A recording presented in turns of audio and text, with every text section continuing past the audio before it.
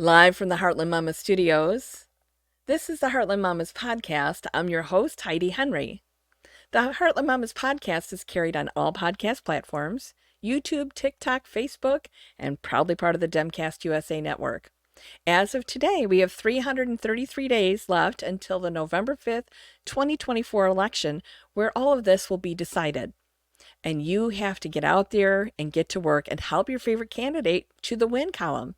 We have a primary coming up in March, and then we have a general election coming up in November, and it's your job to help your favorite candidate get to the win cycle. So I hope that you've committed to doing a coffee at your house, inviting people over to meet your favorite candidate, contributed financially to their campaign, offered to knock doors, whatever you need to do to help them win, because it's so important right now. Today, we're going to go back and talk about tribalism again because it's the holidays and we're going to see all kinds of people that we hardly ever see except for once or twice a year. And we usually avoid because they're so darn unpleasant. And we all know why. They're in a different tribe than we are. Tribalism kept us safe. You know, it kept us apart from one another when we needed to be apart. You know, when we needed to evolve and grow. It's a very primal place. And the tribe of fear that your Uncle Frank belongs to is a pretty common tribe right now. And we need to understand that Uncle Frank is afraid that he's not good enough, that he is replaceable, and we're all replaceable because we're all going to die one day, and we're replaced by children or babies that are born every day, right? I mean, everybody dies. Everybody's replaced eventually. But where he's at is more of an existential place. He doesn't know really what he's afraid of. He just really is. He's afraid of people who are LGBTQ+. He's afraid of trans kids. He's afraid of drag queens. I mean, for God's sake, drag queens are amazing. And he needs to find out that they are. You know, if he's open to that. We'll go down that road another day. But I want you to know that fear is very primal. And fear is one of the easiest things for people to feel, because it's what kept us safe back when we were evolving. It kept us safe and out of danger. And their leader has tapped into their own fears and lack of self-confidence. They've tapped into those abilities to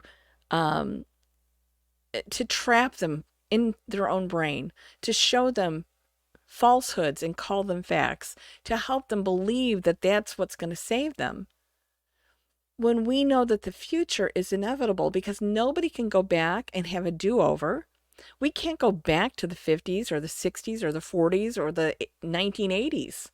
We can't do that. We can only go forward. And that's where we come in, you and I come in as part of the Renaissance tribe.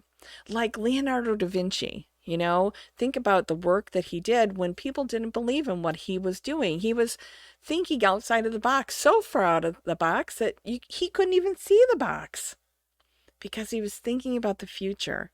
He was curious about how things work, and he wanted to make a difference in the lives of other people. That's what being part of the Renaissance tribe is. It's thinking about the future. It's developing a future. It's deciding that the future is worth fighting for, that our democratic principles in these United States are worth fighting for, that we don't have to give in to the tribalism that keeps us apart, that we can do better. We can all do better when we all do better, right? We need to be able to find common ground with people who think differently than us, people who are in different tribes than we are in. We need to find that common ground, and we need to build from there so that they don't have to live in that fearful place. Nobody's going to take away their truck, their gas guzzling truck. Nobody. The oil companies will keep taking their money. It's not a problem for them. But for some reason, they have it in their brain that somebody's going to take that truck away from them. I don't know who planted that seed. It's a stupid seed. It's not going to happen in their lifetime. It's not going to happen in my lifetime, and it probably won't happen in your lifetime. But the thing is, the future is going to bring us things that we never imagined. And it's out there, and we are all racing toward it. We're rushing toward it without any ability to stop it. But Uncle Frank can't think forward. He can only think that he could lose his job to someone who is coming over the border looking for work, a migrant. That's who he has to be afraid of, when really what he should be afraid of is a person that instills and controls him with fear, his tribe, his leader, the choices he made. And his leader is afraid that the tribe he leads is going to find out that he is the emperor without clothes, that he is useless and irresponsible and doesn't care about them. We all see it. The scales have fallen from our eyes and we see it. We need to convince the fearful people that the future is worth fighting for, that the future for all of us is worth fighting for, and that the mountain lion they imagine is really a toothless goose, and it can't hurt them. So from the edge of the Great Red Divide, this is the Heartland Mamas podcast, and I'm your host, Heidi Henry. Embrace the Renaissance, and I'll see you tomorrow. Take care now. Bye-bye.